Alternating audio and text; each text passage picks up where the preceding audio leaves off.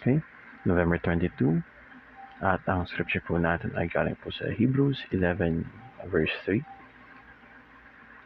By faith we understand that the universe was created by the word of God, so that what is seen was not made out of things that are visible.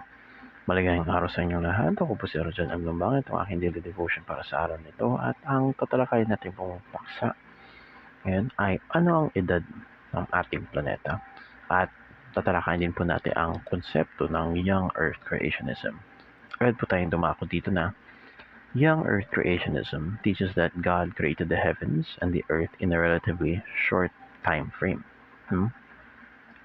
Kumbaga, somewhere within the 10,000 year range. Hindi po gagaya ng Old Earth Creationism. Kumbaga, naniniwala sila na 3.5 billion years old yung universe at yung world naman po ay 7. At moving forward na emphasizing His power, wisdom, and intentional design, whether one believes in a young or old earth, Scripture affirms that God is the sovereign creator who speaks worlds into existence. His creation reflects His glory, His order, and His generosity toward humanity.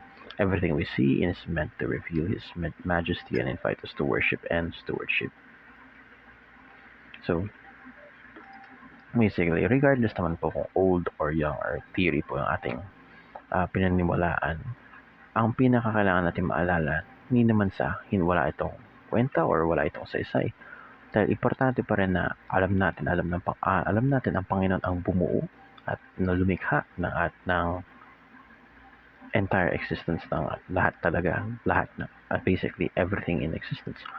At sa ganun, alam na natin yun, hindi natin kailangan malaman kung ano specifically doon, kundi para saan ito. No?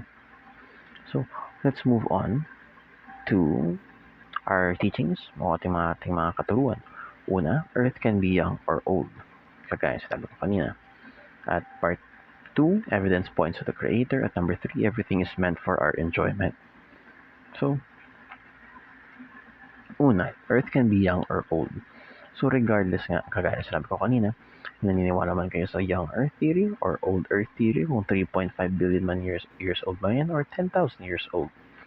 Na ang pinakamahalaga po ay Earth can be young or old. Either way, hindi po natin mapapatunayan or sabihin natin may carbon dating, oo nga.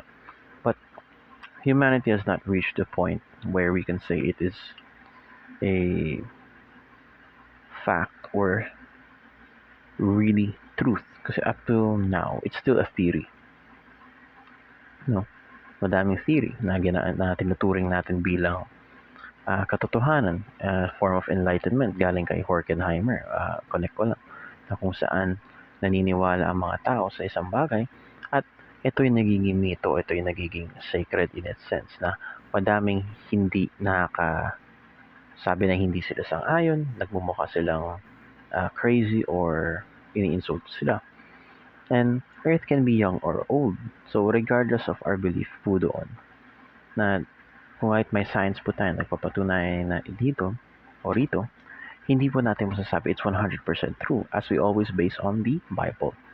So, regardless, God is the creator of all things and evidence points to its creation. Masyado maraming bagay na nilikha, masyado maraming laws na specific na masasabi natin na wala na all random. Everything is too sabihin natin, lahat ng bagay ay masyadong mabuti o sabihin natin specifically made, generated, created, na may saysay, may halaga, may purpose. At sa ganun, nakaturo po ito sa isang direction na meron talagang lumikha. And lastly, everything is meant for our enjoyment. Na lahat ng nilikha ng Panginoon, the earth, young or old, is meant to be enjoyed by everyone. So, Eden, panahon na yun, lahat ng binuo, Genesis, binuo mo na lahat bago nagkaroon ng tao. So, nandun na lahat ng mga bagay na pwede natin enjoy. Kasi mga prutas, mga hangin, lamig ng panahon, tamis ng mangga, pwede yun. At sa ganun, ito yung nagiging patunay na tayo ay binibiyayaan ng iba't ibang mga klaseng joy. Kasi kung sipin natin, kailangan natin araw-araw mangga, palay, Yun lang mismo, walang pork, walang beef, nothing else. Purely rice. It's not a good existence or it's not an enjoyable existence. Kaya binigyan tayo ng madaming outlet, madaming mga bagay-bagay kung saan nagagamit natin para sa sarili nating enjoyment. At pag nai-enjoy natin yung mga bagay niya, naalala natin ang isang bagay or naisip natin o nasasabi rin natin na thank you God that you created this certain thing that I am able to enjoy.